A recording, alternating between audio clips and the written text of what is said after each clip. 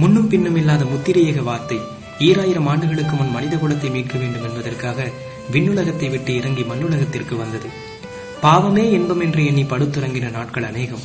ஆயினும் நீதிமான்களை அல்ல, நான் பாவிகளையே மனம் திரும்புகிறதற்கு அழைக்க வந்தேன் என்று சொன்ன பரிசுத்தரே, உம்முடைய பரிசுத்த ரத்தத்தினால் என் பாவத்துயர் போக்கி பரிசுத்த வாழ்வை ஏற்றி பரனுக்கு முன்பாக எம்மை ராஜனும் ஆசாரியனுமாய் அழைத்த பராபரனே, நானே வழியும் சத்தியமும் ஜீவனுமாய் இருக்கிறேன், என்னை அல்லாமல் ஒருவனும் பிதாவினிடத்தில் வரான் என்று சொன்ன சத்தியனே, நானே உயிர்த்தெழுதலும் ஜீவனுமாய் இருக்கிறேன், என்னை விசுவாசிக்கிறவன் மரித்தாலும் பிழைப்பான் என்று சொன்ன நித்தியனே, மரணமே மகா பெரிய சக்தி என்று நினைத்துக் கொண்டிருந்த உலகத்திற்கு மரணத்தை விட வல்லமை மிக்க ஒருவர் வந்து, நான் மரணத்திற்கும் பாதாளத்திற்கும் உரிய திறவுகோலை உடையவராயிருக்கிறேன், நீங்கள் பயப்படாதிருங்கள், சமாதானத்தை உங்களுக்கு வைத்து போகிறேன், என்னுடைய சமாதானத்தையே உங்களுக்கு கொடுக்கிறேன், உங்கள் இருதயம் கலங்காது இருப்பதாக என்று சொன்னதே எத்தனை ஆச்சரியம்! அவர்தான் வானமும் பூமியும் மரணமும் பாதாளமும் நடுநடுங்கக்கூடிய இயேசு என்கிற நாமமுடையவர்.